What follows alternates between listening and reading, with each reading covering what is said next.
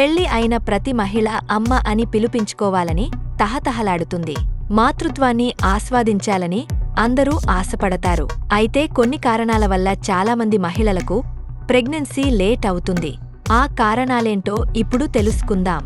ఈ కాలంలో అబ్బాయిలే కాకుండా కొందరు అమ్మాయిలు కూడా తమ యవ్వనంలో స్మోకింగ్ అలవాటు పడుతున్నారు.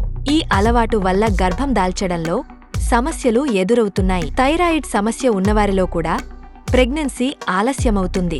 అందుకే తల్లి కావాలనుకునేవారు తగిన టెస్టులు చేయించుకొని దానికి తగ్గ ట్రీట్మెంట్ తీసుకోవాలి. కొందరికి శృంగార సమయంలో మంట, నొప్పి కలుగుతుంది.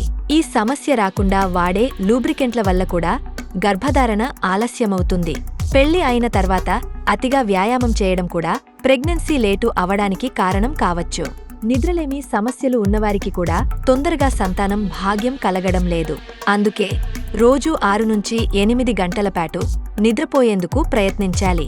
ఒత్తిడితో బాధపడేవారిలో కూడా గర్భధారణ సమస్యలు ఎక్కువగా ఉంటాయి. అందుకే మానసిక ప్రశాంతత కోసం ధ్యానం, యోగా చేయడం అలవర్చుకోవాలి. కెఫిన్ ఎక్కువగా ఉండే కాఫీ లేదా టీ ఎక్కువగా తీసుకునేవారిలో కూడా ప్రెగ్నెన్సీ లేటవుతుంది. అందుకే రోజుకి 1 లేదా 2 కప్పులకు మించి కాఫీ, టీ తాగకూడదు.